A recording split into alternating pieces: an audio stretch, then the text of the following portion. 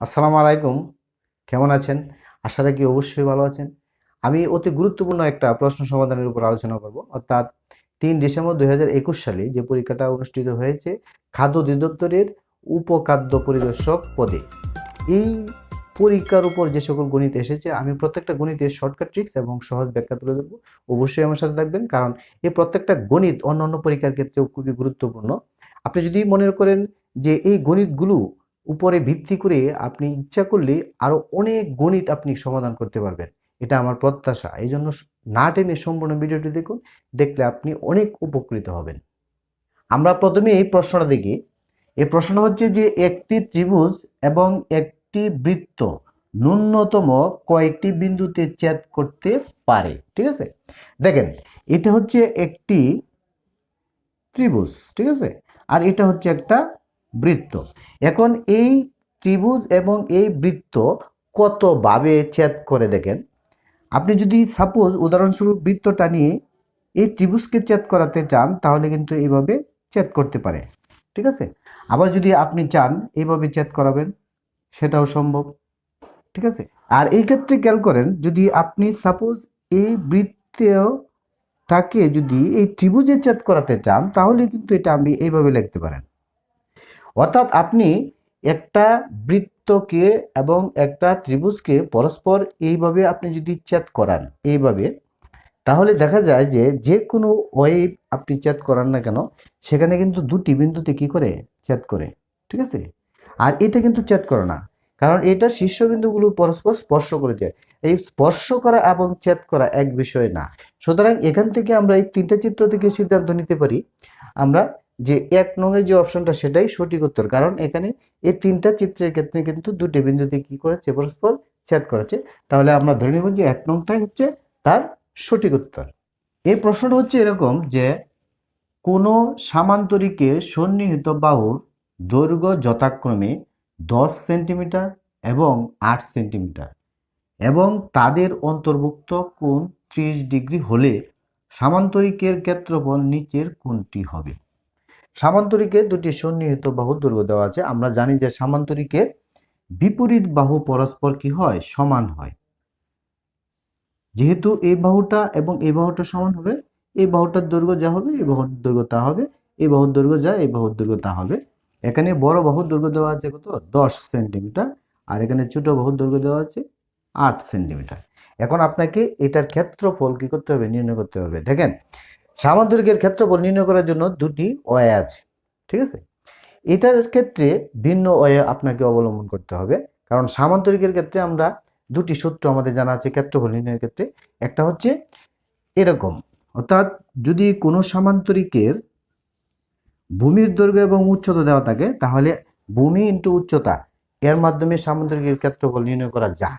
আবার যদি কোনো সামান্তরিকের কর্ণ দেওয়া থাকে, ঠিক আছে, এবং কর্ণ থেকে যে কোনো একটি শীর্ষবিন্দুর, অর্থাৎ এই কর্ণটা যে দুটি শীর্ষবিন্দু দিয়ে গঠিত, এই দুটি শীর্ষবিন্দু ব্যতীত যে বাকি দুটি শীর্ষবিন্দু আছে এই শীর্ষবিন্দু থেকে যদি একটা দূরত্ব অঙ্কন করা হয় তাহলে কিন্তু এই কর্ণের গুণফলের সাথে এই দূরত্ব যদি গুণ করেন তাহলেই কি হবে, এর ক্ষেত্রফল হবে।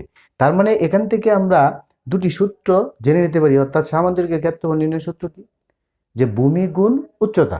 আর আরেকটা সূত্র হচ্ছে যে সামান্তরিকের কর্ণ এবং এই কর্ণের বিপরীত যে কোনো শীর্ষের, অর্থাৎ এই শীর্ষের দূরত্ব হচ্ছে এটা, এই শীর্ষের দূরত্ব হচ্ছে এটা, এই শীর্ষের দূরত্বের গুণফল। সেক্ষেত্রেও আপনি কি করতে পারেন, সামান্তরিকের ক্ষেত্রফল নির্ণয় করতে পারেন। কিন্তু এখানে এই দুটি থেকে একটিও কিন্তু এখানে উল্লেখ করা নাই। এখানে শুধু বলা আছে যে সন্নিহিত যে দুটি বাহু, এই সন্নিহিত দুটো বাহু দ্বারা যে অন্তর্ভুক্ত যে কোণ সেটা হচ্ছে 30 ডিগ্রি। এখন আপনি দেখেন এখানে যেহেতু ভূমি নাই, আমি ধরে নিলাম ভূমি হচ্ছে 10, উচ্চতা নাই, সেই ক্ষেত্রে আমাদের কিন্তু এই ওয়েতে কি করতে হবে না, ক্ষেত্রফল বের করতে হবে না, এটা আমরা অন্য ওয়েতে বের করব। ভিউয়ার্স, যেহেতু আমরা সামান্তরিকের ক্ষেত্রফল ব্যবহার করে আমরা এর ক্ষেত্রফল নির্ণয় করতে পারবো না, এজন্য আমরা এই ত্রিভুজের ক্ষেত্রফল ব্যবহার করে এটার ক্ষেত্রফল কি করব, নির্ণয় করব। তাহলে আমরা জানি যে যে কোনো ত্রিভুজের যদি দুটি বাহু দেওয়া থাকে এবং তাদের অন্তর্ভুক্ত কোণ দেওয়া থাকে যে কোনো ত্রিভুজের ক্ষেত্রে, তাহলে তার ক্ষেত্রফল হয় half into A B sine theta. এখানে এ হচ্ছে একটি বাহু, বি হচ্ছে আরেকটি বাহু, আর এখানে সাইন থিটা, অর্থাৎ থিটার মানটা হচ্ছে তাদের অন্তর্ভুক্ত যে কোনটা সেটা। এটার উপরে ভিত্তি করে আপনি এটার উত্তর কিন্তু খুব সহজে নির্ণয় করতে পারেন। অর্থাৎ আমি যদি একে ধরে নিই 10 অথবা 10, আর বি কে যদি ধরে নিই 8, আর এখানে সাইন থিটা, সাইন থিটা মানে কি 30 ডিগ্রি, ঠিক আছে। এখন আমরা যদি এটাকে লঘিষ্ঠ করি তাহলে কিন্তু এখানে আমরা 5 গুণ 8 এটা পাই। আর এখানে সাইন 30-র মান ত্রিকোণমিতিক অনুপাতে আপনাকে এটা দেখতে হবে। সাইন 30-র মান হচ্ছে হাফ, ঠিক আছে, 2/1। এক্ষেত্রে যদি এটাকে আমি কি করি তাহলে কিন্তু আমরা 20 পাই। এখানে কিন্তু আমরা এই সামান্তরিকের এই অর্ধেক অংশের ক্ষেত্রফল নির্ণয় করেছি। তার মানে এই সামান্তরিকের সম্পূর্ণ অংশের ক্ষেত্রফল যদি আমরা বের করতে চাই তাহলে কিন্তু এই 20-কে আমরা 2 দ্বারা কি করতে হবে, মাল্টিপ্লিকেশন করতে হবে, অর্থাৎ এখানে হবে 40। তার মানে এই যে 1 নংয়ের যে উত্তরটা সেটা হবে তার সঠিক উত্তর। কারণ আমরা ইতিপূর্বে জেনেছি একটি কর্ণ উক্ত সামান্তরিকে দুইটি সমান ত্রিভুজে বিভক্ত করে আমরা শুধুমাত্র এই ত্রিভুজের ক্ষেত্রফল 25, ঠিক আছে। তাহলে সম্পূর্ণ সামান্তরিকের ক্ষেত্রফল অর্থাৎ এই ত্রিভুজের ক্ষেত্রফল হচ্ছে 20, তার মানে 20 + 20 40। 1 নং হচ্ছে তার সঠিক উত্তর। এই প্রশ্নটা এমন যে একটি গাড়ির চাকা প্রতি মিনিটে 90 বার ঘুরে, 1 সেকেন্ডে চাকাটি কত ডিগ্রি ঘুরবে। খেয়াল করেন 1 মিনিটে 90 বার ঘুরে, আর এখানে বলা আছে 1 সেকেন্ডে কত ডিগ্রি ঘুরে। তাহলে এখানে এককটা কিন্তু সেম করতে হবে, এটা প্রথমেই মাথায় রাখতে হবে। তাহলে এখানে আমরা শুরুতে লিখতে পারি, আমাদের জানা আছে যে 1 মিনিট বলতে আমরা জানি 60 সেকেন্ড, ঠিক আছে। তাহলে 1 মিনিট অর্থাৎ 60 সেকেন্ড, এটা আমরা শুরুতে লিখে নেব যেহেতু এখানে 1 সেকেন্ডের কথা বলা আছে। এর পরবর্তীতে খেয়াল করি যে 1 সেকেন্ডে চাকাটি কতবার ঘুরবে। একটা চাকা ঘুরে যদি তার পূর্বের অবস্থানে ফিরে আসে, অর্থাৎ তার পরিধি সমান সম্পূর্ণ অংশটা ঘুরে, তখন কিন্তু চাকার কেন্দ্রে অর্থাৎ একবার ঘুরে আসতে চাকাটা মূলত 360 ডিগ্রি কোণ উৎপন্ন করে তার কেন্দ্রে। তাহলে এখানে আমরা স্পষ্ট বুঝতে পারছি যে একটি চাকা যখন সম্পূর্ণ ঘুরে আসে তখন কিন্তু 360 ডিগ্রি কোণ অতিক্রম করে আসে, ঠিক আছে। তাহলে এই চাকাটি ঘুরে করবে 90 বার ঘুরে, যেহেতু একবার ঘুরে আসতে তার 360 ডিগ্রি কোণ উৎপন্ন হয়, তাহলে যদি 90 বার ঘুরে আসে তাহলে কিন্তু এই 360-এর সাথে 90 কি হবে, গুণ হবে। কারণ কি একবার ঘুরে আসতে এত ডিগ্রি এবং 90 বার ঘুরে আসতে তার সাথে কি হবে, গুণ হবে। এবং এই এত ডিগ্রি ঘুরে আসে কিন্তু 1 মিনিটে অর্থাৎ 60 সেকেন্ডে। তাহলে আমরা খুব সহজেই লিখতে পারি যে 60 সেকেন্ডে ঘুরে এত ডিগ্রি, ঠিক আছে। এই কথাটাকে আমরা এইভাবে লিখতে পারি। এখন যেহেতু এখানে বলা আছে যে 1 সেকেন্ডে করে, সুতরাং আমরা লিখতে পারি এইভাবে যে 1 সেকেন্ডে করে ভাগ হয়ে যাবে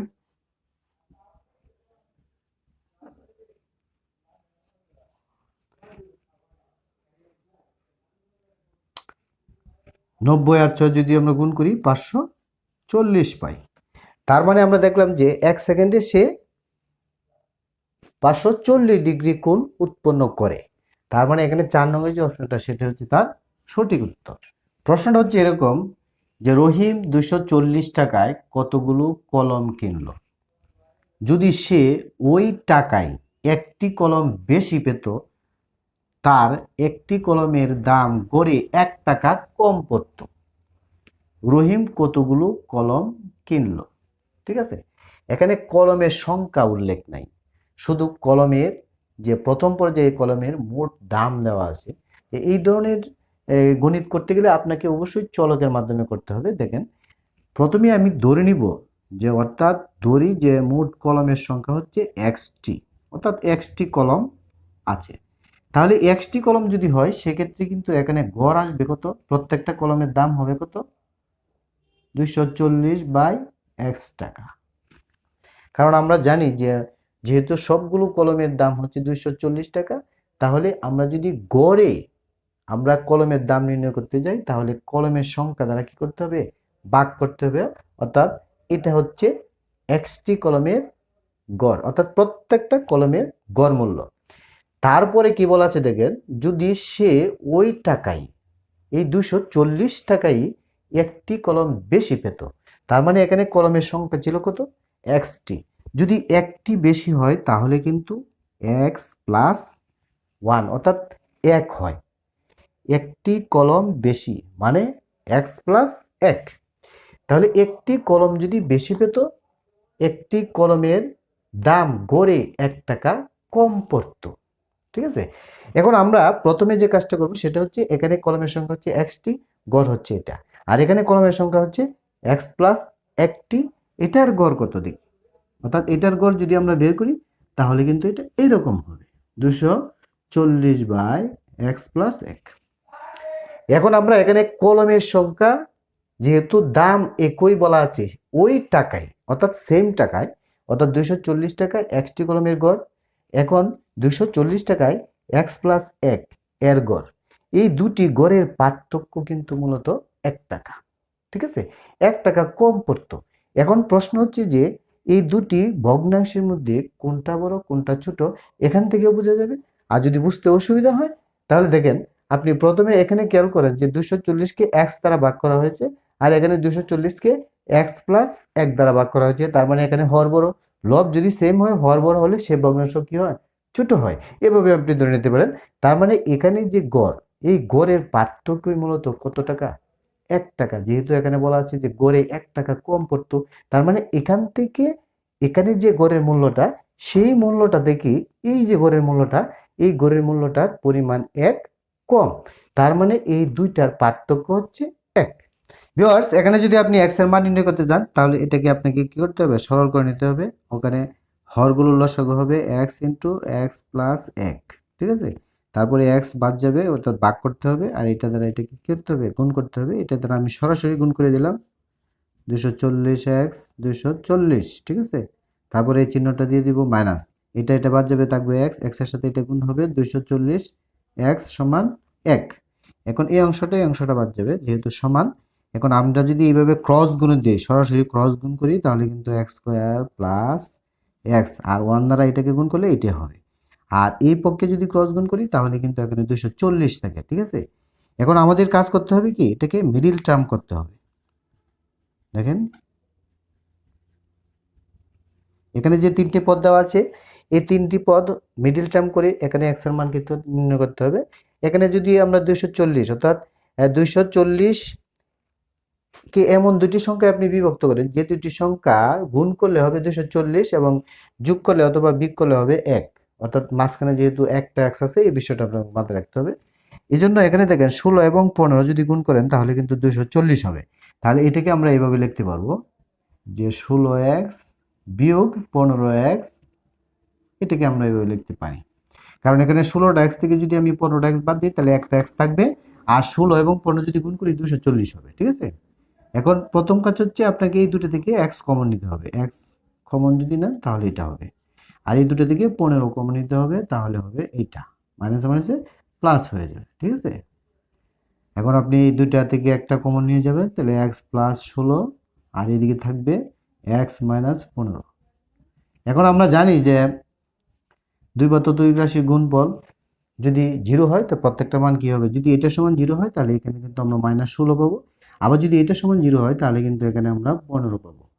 এই মানটা গ্রহণযোগ্য নয়, কলমের সংখ্যা ঋণাত্মক হতে পারে না, বিদায় এই যে ধনাত্মক মানটা সেটা হচ্ছে তার সঠিক উত্তর।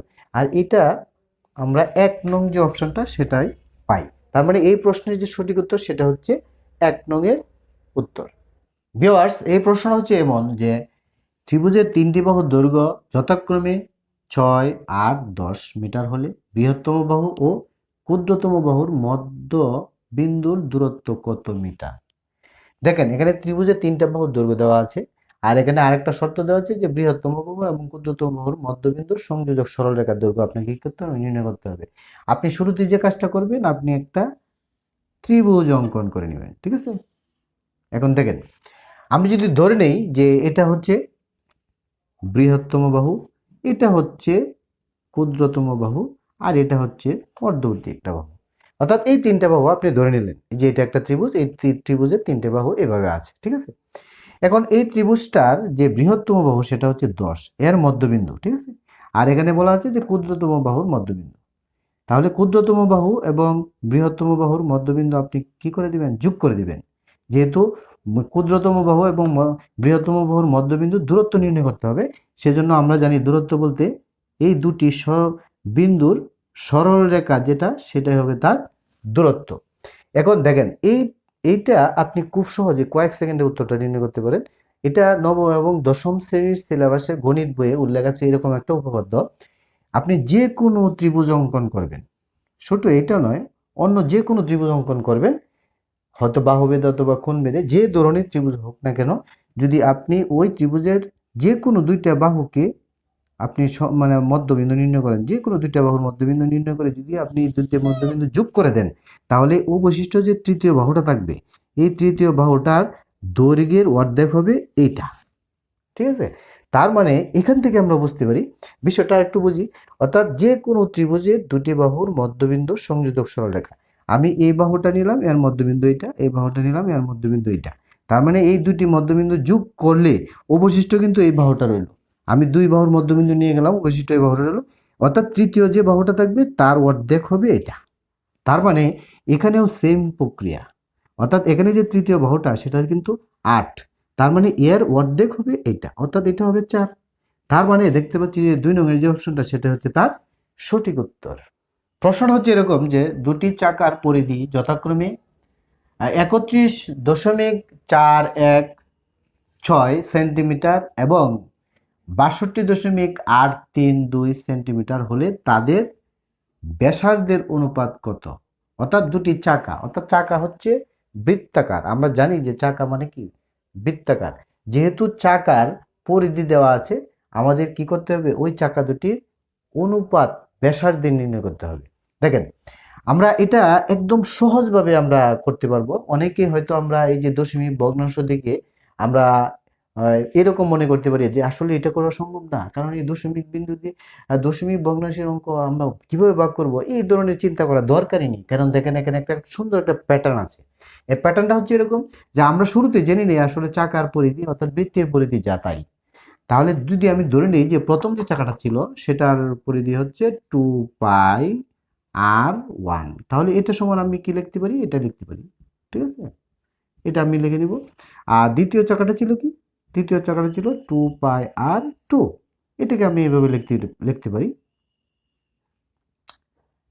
62.832। দেখেন, এটা হচ্ছে প্রথম চাকার পরিধি, এটা হচ্ছে দ্বিতীয় চাকার পরিধি। এখন এখান থেকে আমাদের কি করতে হবে? অনুপাত নির্ণয় করতে হবে। কার অনুপাত? ব্যাসার্ধের অনুপাত।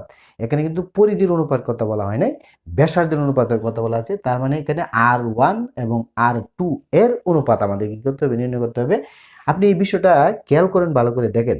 এখানে যদি আমি এটা একটা ইকুয়েশন মনে করি, সাপোজ এটা একটা 1 নং ইকুয়েশন, এটা হচ্ছে 2 নং ইকুয়েশন। আমরা জানি ইকুয়েশন আমরা যোগ করতে পারি, বিয়োগ করতে পারি, ভাগ করতে পারি, গুণ করতে পারি। এখন যদি আমি এটাকে এইভাবে ভাগ করার চেষ্টা করি, অর্থাৎ আমি যদি এটাকে ভাগ করে দিই, দেখেন এটা কিন্তু এরকম হবে, ঠিক আছে।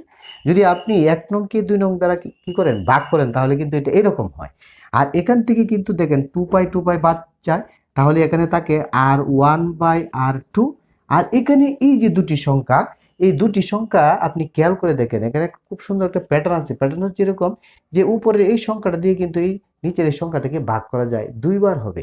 কারণ এটাকে যদি আপনি ভাগ করেন এটা দিয়ে, তাহলে 1 হবে। আপনি যদি এই সংখ্যাটা দিয়ে এটাকে ভাগ করেন, তাহলে এটা হবে 2।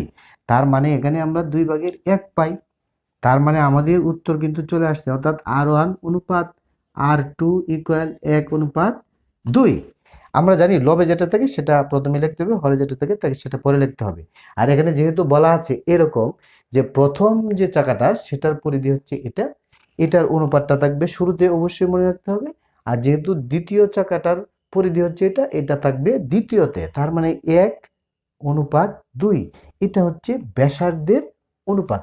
তার মানে সঠিক উত্তর হচ্ছে 2 নম্বরের যে অপশনটা সেটা। ভিউয়ার্স, এই প্রশ্ন হচ্ছে যে x³ মাইনাস 0.001 ইকুয়াল 0 হলে এক্স স্কোয়ারের মান কি করতে হবে? আমাদের নির্ণয় করতে হবে। এটা আমরা এখানে লিখে এই কাজটা করে নিব, অ্যানালাইসিসটা করে নিই, তাহলে বুঝতে সহজ হবে। আমরা শুরুতে এটাকে পক্ষান্তর করব, এই সংখ্যাটাকে পক্ষান্তর যদি করি, যেহেতু মাইনাস আছে অবশ্যই প্লাস হবে। এখন যে কাজটা করতে হবে, আমরা দশমিক বিন্দুটা উঠিয়ে নিব। দশমিকের পরিবর্তে আমরা 1 বসিয়ে 3 ঘরের জন্য 3টা শূন্য দিয়ে দেব।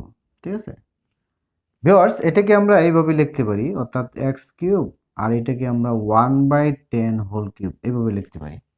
কারণ এখানে এই যে গাঢ়টা 1 এর উপরে যদি হয় 1ই হবে, আর এই 3 গাঢ়টা যদি 10 এর উপরে হয় 3টা 10 গুণ করলে আমরা 1000 পাবো। ঠিক আছে, এখন গাঢ়টা যদি আমরা ভাগ দিই, সমান গাঢ় থাকলে আমরা বুকের পক্ষ থেকে বাদ দিতে পারবো, তাহলে আমরা x এর মানটা কিন্তু এটা পাই।